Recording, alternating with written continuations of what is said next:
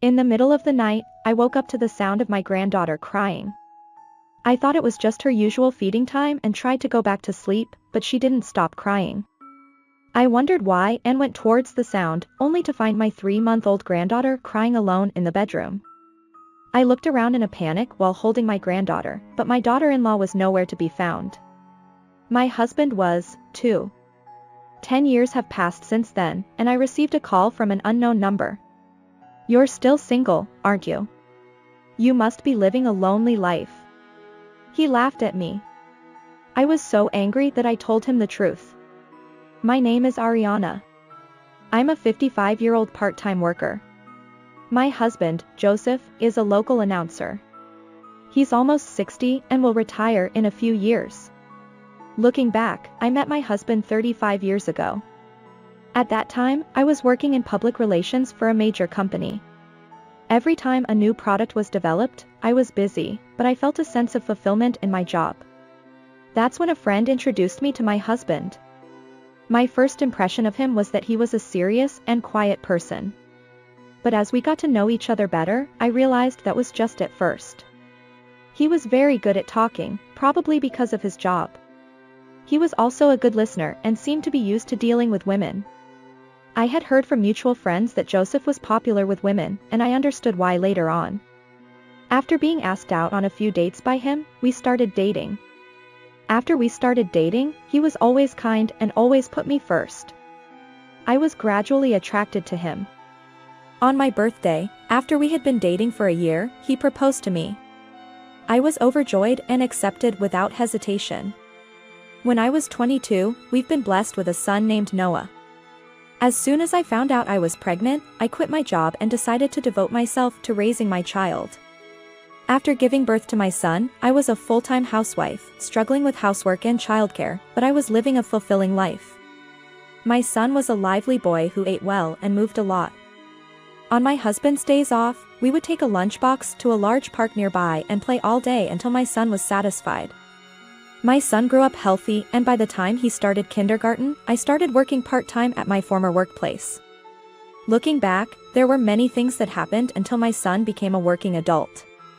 Of course, my husband and I had fights that led to discussions about divorce, and there was even a time when my husband slapped a divorce paper with his name on it in front of me. Before I knew it, I was 55 years old. My son, who used to be small, is now 33 years old and is a section chief. One day, my son brought his fiancée home. Her name was Naomi. She went to the same university as my son. They had been dating since they were college students. She had come to our house several times and we had watched them being affectionate with each other. She was outgoing and sociable, so she quickly became friends with us. When my son reported that he was going to marry Naomi, my husband and I were very happy. She was not on good terms with her parents, so their wedding was an overseas wedding with just the two of them. My husband and I looked at the photos of the two of them smiling happily and celebrated my son's growth and their future happiness. A few months after my son got married, the couple announced that they were expecting a baby. I had been longing for a grandchild and was so happy that I was overjoyed. At the same time as the pregnancy announcement, my son came to us for advice. He said, "Naomi's morning sickness is worse than I thought. She's not on good terms with her parents, so I want you to help out around the house. After the baby is born, would you be willing to live with us if it's okay with you?" My husband and I had no reason to refuse, so we immediately agreed on the spot. From then on, I would stop by my son's house during my part-time job and help my daughter-in-law with housework, meal preparation, and shopping.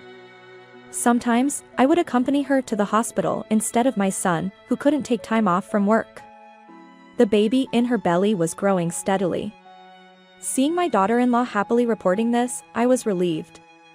As the birth was approaching, my son and his wife began preparing to live in our house. My husband and son mainly did the moving work, and the couple used the room that my son had been using.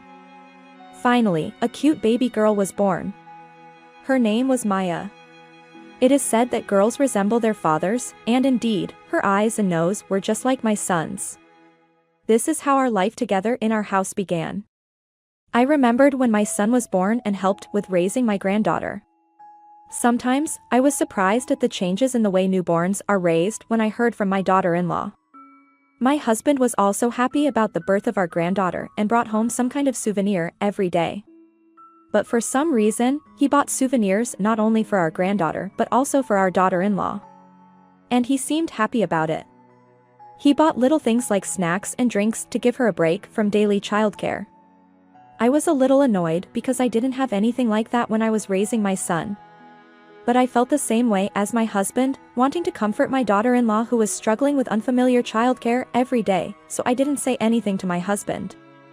My son seemed to be aware of his role as a father and was desperately helping his wife even though he was busy with work. Sometimes, my son seemed to make time for his wife to be alone. My son didn't leave the care of his daughter to us, but took care of her by himself until his wife came back. Seeing my son like that, I was proud of him as a mother. Honestly, I was sleep deprived because my granddaughter's crying at night kept me awake, but she was so cute that I didn't care about that. At that time, every day was happy and all the family members were living with a smile. I never thought that such an ordinary daily life would suddenly be broken. It was about 3 months since our new family and new life had begun. I'm going to do some shopping on my way home, is there anything you need? I texted my daughter-in-law when I stopped by the supermarket on my way home from my part-time job, but there was no reply. I thought she must be taking a nap with the baby and didn't worry too much about it, so I finished my shopping and went home. Just as I was about to get home, I heard a loud shouting voice that could be heard outside. I rushed into the house and found my daughter-in-law and my husband in the living room. Noah? I heard your voice from outside, what on earth happened? In front of them stood my son, his face red and trembling with anger. Hearing my voice, my son seemed to come back to his senses, took a deep sigh, and then told me what had happened.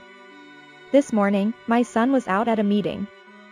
Thanks to his boss's kindness, he was allowed to go straight home after the meeting, and he got home around 3 p.m. He had texted his wife in advance that he was coming home, but there was no reply. Like me, he thought she must be taking a nap with Maya. When my son got home, he found the baby crying loudly.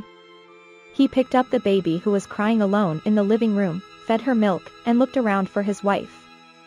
Then, to his surprise, he found his wife in their bedroom, in bed with my husband. Hey! What are you doing? He couldn't understand what was happening for a moment, but he just told the two of them to get dressed and come to the living room. After putting his daughter to sleep, my son went to the living room and questioned the two of them, trying to suppress his irritation. As soon as we started living together, your father took advantage of everyone's absence and asked me to be his mistress. At first, I refused, but as we talked about the hardships of childcare, I fell in love with him and we started a relationship a month ago. Naomi began to speak in a halting voice. My husband, without any sign of remorse, laughed and said, "That's right. We both liked each other and did it with mutual consent. I happened to finish work early today, so I was home by early afternoon. We're family, so there's no problem." At these words from my husband, my son's blood rushed to his head and he shouted in anger, which I heard. After hearing the circumstances from my son, my mind went blank. My husband and daughter-in-law were sitting there with a smug attitude. Ugh. Disgusting, I shivered and lashed out at my husband. What on earth are you thinking, laying a hand on your son's wife? Even if it's with mutual consent, this is a clear case of infidelity. At my words, my husband grinned and replied, "We're family, so what's the problem? What's wrong with sharing my son's wife with her father-in-law?" The moment Noah heard those words, he grabbed my husband by the collar and tried to punch him. I desperately held back my son's raised fist. But my daughter-in-law was not at all disturbed by this situation. "If the two of you are okay with it, then so am I," she answered, her cheeks turning red. This made my son explode with anger and he berated the two of them again. "Are Naomi and Dad sane? Even if we're family, we're married. Not to mention betraying each other's partners," my son choked on his words. My husband and daughter-in-law tilted their heads as if to say, "What's the problem with that?" My son must have felt futile against the two of them who didn't understand his words at all. I'm going to cool my head a bit. I don't want to be in a room where such a thing happened, so I'm going to stay somewhere else today. Let's talk about what to do from now on tomorrow, my son said, holding his head, and staggered out of the house. After my son left, I asked my daughter-in-law and husband about their relationship again. I was as angry as my son, and I couldn't believe that my husband would lay a hand on my son's wife. But what came out of my husband's mouth was even more shocking. Living with an old lady like you for over 10 years, I can't feel any charm at all. I thought I was getting old, but I never thought I could have a relationship with someone as young and cute as this, my husband said, showing an attitude that he didn't feel guilty even after their relationship was exposed. Even while talking to me, my husband had his arm around my daughter-in-law's waist and was holding her close. My daughter-in-law didn't seem to mind at all, and even leaned on my husband's shoulder with a slightly triumphant look on her face. It's no use talking to these two. I gave up on the discussion and went to bed alone. Wrapped in a chilly duvet, I remembered the ordinary, loving family life from when I met my husband and my son was born. Oh. I wonder where I went wrong. Tears overflowed and wouldn't stop. I covered my head with the duvet and cried, stifling my voice. How much time had passed, I wonder. I woke up to the sound of my granddaughter crying. It seems I had fallen asleep while crying. Noah and his wife will probably get divorced. I wonder who will get custody of Maya, I thought vaguely as I listened to my granddaughter's crying, but she showed no signs of stopping. Feeling that something was wrong, I went towards the sound of the crying. My granddaughter was crying loudly in the baby bed in my son's bedroom. But my daughter-in-law, who should always be there, was nowhere to be found. I held my sobbing granddaughter and searched the house, but neither my daughter-in-law nor my husband were anywhere to be found. Their belongings were also gone. My heart pounded heavily. I have a bad feeling about this, I thought, and hurriedly called the two of them, but neither of them answered. I called my son with trembling hands. Fortunately, my son answered the phone right away. Noah. Naomi and your father are gone. They left Maya and disappeared. I understand. I'll be back soon, so calm down, my son said. I waited for my son to return, feeding my granddaughter milk while feeling anxious. By the time my son came back, my granddaughter was sound asleep. My son had searched for places where the two of them might go in bus terminals where night buses depart, but he couldn't find them anywhere. Neither of them responded to my son's calls. My husband had eloped with my son's wife, leaving behind their 3-month-old granddaughter. The next day, I received a call from my husband's company. I apologized many times and explained only that they were missing. No matter what the circumstances, I couldn't bring myself to say that my husband had eloped with my son's wife. No matter how much time passed, the two of them never came back, and my son and I decided to take care of our left-behind granddaughter. Every time we saw our cute granddaughter grow, our wounded hearts slowly healed. 10 years have passed since then. Now, we hardly ever think about the two of them. One day, I received a call from an unknown number. When I answered the phone suspiciously, I heard a familiar voice. It was the voice of my ex-husband, who had disappeared 10 years ago. Hey. Are you doing well? Huh? Joseph. What do you want, calling me out of the blue? I thought I would give my ex-husband a piece of my mind, but he spoke first. You're in the hospital now, aren't you? We're both in our late 60s, so it's natural that our bodies are breaking down. How much longer do you have to live? I don't know where he got the information, but my ex-husband knew that I was in the hospital now. And he continued to speak in a pitiful tone. Well, you're getting old and your days are numbered. Living alone in such a big house. You've been living a lonely, single life. My ex-husband looked down on me for not having much time left and for the life I had led since he left. Did you call me just to say that? I snapped back at him in a strong tone. Then my ex-husband sighed deeply and began to speak in a low voice. It seems that my ex-husband was fine with eloping with my son's wife, but he reached his limit when he had to retire and she had to support the household. And it seems she was cheating on him with another man using my ex-husband's pension and part-time job money. I dumped such a reckless woman. Naomi seems to have been played by the other man, so she might be having trouble finding a place to live now. So I'm going home, my ex-husband said, and I felt a surge of anger at his carefree thinking. You disappear on your own and only think about yourself. You don't know how Noah and I feel. I was so angry that I decided to tell my ex-husband everything that had happened. Huh? You know I'm in the hospital, but you don't know anything else. You and I divorced a long time ago. Huh? There's no way that's true. I didn't sign anything. My ex-husband sounded surprised at my unexpected answer. What are you talking about? You signed it properly. We used to fight a lot about getting divorced when Noah was little. You threw a divorce paper filled out by you at me then. Don't you remember? I had been keeping the divorce paper from our old marital quarrel as a charm. Even my ex-husband seemed to be flustered by this. That's got to be invalid. Even if it's not, we've been missing for 10 years, so the divorce is recognized. So you and I are complete strangers now. Don't be kidding. I won't accept that. My ex-husband started barking on the phone, not satisfied with my explanation. You're in the hospital with an illness. You don't have much time left, so give me all your house and savings. I'm going to spend the rest of my life with a cute girl with that money. I decided to tell my ex-husband, who still hadn't learned his lesson even after eloping and being cheated on, the truth. Unfortunately, someone else is already living in the house. I sighed and answered like this. But my ex-husband didn't seem to understand. Huh? Don't tell me lies that don't make sense. Why don't you check it out for yourself?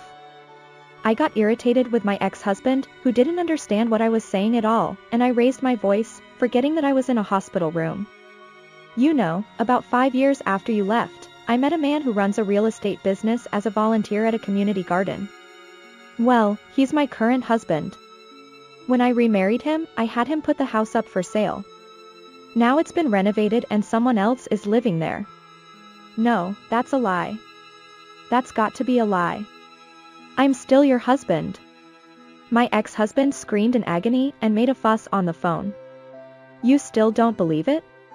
Why don't you check your family register or go to the house and check it out? The nurse's rounds are coming soon, so I'm going to hang up.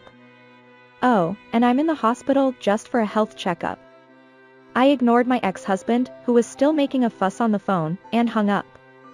After that, I received frequent contacts from my ex-husband on my smartphone, but I ignored all of them. I love you. Let's start over. There's only Ariana. After a while, I started receiving emails urging me to reconcile several times a day. I was so creeped out that I consulted with my current husband and went to the police just in case. A few weeks later, my ex-husband was apprehended by the police while trying to pry open the door of the house where we used to live by repeatedly inserting a key. According to a neighbor, a suspicious man had been lurking around the house for several weeks, and he seemed to be trying to peek inside the house. The current homeowner went to the police for advice, and finally found my ex-husband trying to pry open the door and handed him over to the police. And it seems there was a bit of a commotion at my son's place as well. Somehow, my son's ex-wife suddenly appeared at his house. I'm really sorry for everything. The only one I truly loved was Noah, she said, barging into the house and pressing my son for a reconciliation. However, my son remarried 3 years ago. My 10-year-old granddaughter Maya, who had heard the commotion in the house and came to see what was going on, glared at her biological mother and shouted through gritted teeth. Who are you? This old lady. Don't bother my dad. My granddaughter threw her own shoes at her and tried to drive her out. Wait a minute. I'm your mom, the ex-wife said. My dad and mom are here. I don't know any old lady like you. My son's ex-wife, who was completely cut off by her own daughter, collapsed on the spot. Then my current daughter-in-law came out and yelled at the ex-wife. What are you saying now? Don't ever hurt Maya again. What you threw away will never come back. Don't ever show your face again, my son told the ex-wife, who disappeared on the spot and never appeared in front of them again. Afterwards, according to a story I heard from my ex-husband's parents, my ex-husband, having nowhere to go, sought help from his parents' home. Because I had reported everything to my ex-husband's parents, they turned him away at the door. The ex-wife, not learning her lesson, kept running away and was dumped by the other man each time. Before long, the ex-wife, who had aged, was no longer taken care of by anyone. So she thought she would rely on her parents' home, but because they were originally estranged, her parents had sold the house and moved without telling her anything. In the end, my son's ex-wife and my ex-husband decided to reconcile and met again. However, my ex-husband was disillusioned by the transformation of the ex-wife's appearance, and they did not reconcile. The ex-wife is said to be living in poverty, working multiple part-time jobs. Later, my ex-husband's health deteriorated and he was hospitalized. As a result of the examination, he was diagnosed with a life expectancy of 3 months and quietly passed away in this world without being watched over by anyone. If we hadn't been living with my son and his wife at that time, we might not have ended up like this. As for me, I am growing vegetables in a field near my house with my current husband, whom I met through volunteer activities at a farm. Taking care of the vegetables every day is hard work, but the joy of harvesting them blows away any hardships. My husband makes a special dish full of vegetables using the many vegetables we harvest, which my granddaughter loves, so we have a vegetable party at our house once a month. Of course, my granddaughter Maya and my son and his wife are looking forward to it. A cute little girl was born to my son and his wife last month. My granddaughter has completely become a big sister and seems to be taking care of her. Both my son and I have had a tumultuous life, but now we are each leading a peaceful life. I realize how happy it is to live an ordinary daily life. I couldn't believe that Ariana's ex-husband would cheat and that Ariana's son's wife would go along with it. It's only natural that Ariana would find it disgusting.